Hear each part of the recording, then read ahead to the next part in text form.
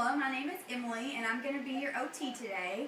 And I was just wondering, first off, would you rather be called Miss Mattingly or Angela? Angela. Okay, you can call me Emily.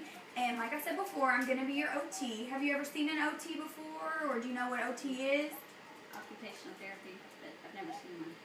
Okay, well, as an OT, we can treat anybody of all ages, and we are concerned with how illness or injury affects you and your daily activities. And we just are concerned about getting you back to being able to perform those independently as possible, or with assistance or with assistive devices if needed.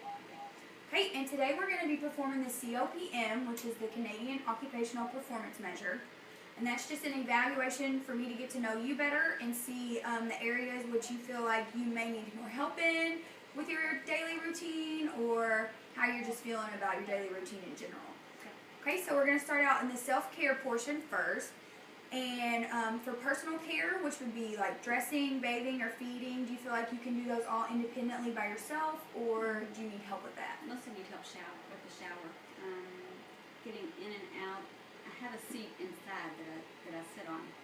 Okay. Bathing, but and is it important to you to be able to take a shower without the seat, or is it not that big of a deal? Does it bother you? I don't mind the seat. It's just mostly getting in and out without falling, without anybody else.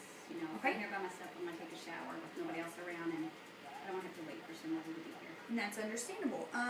And then the transferring in and out of the shower would actually fit under this functional mobility piece. So we'll just break that down under there.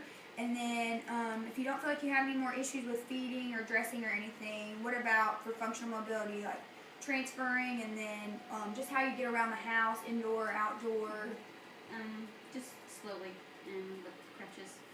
Okay, so do you feel like that's a balance issue maybe, or? Oh, yeah. I tend to run into the walls and corners and stuff sometimes. And if I go slower and pay attention to what I'm doing, it's better. But if I'm trying to go too fast, that's when I tend to fall.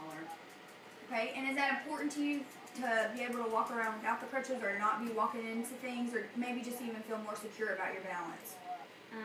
Mostly just to be able to balance myself better. The crutches, if you could get me off them, that would be wonderful.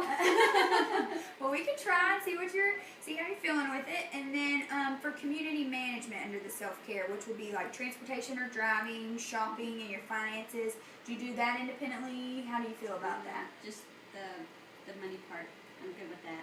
Okay. Pay bills and that kind of stuff, but I'm just starting to drive and just a little bit within, just the city limits.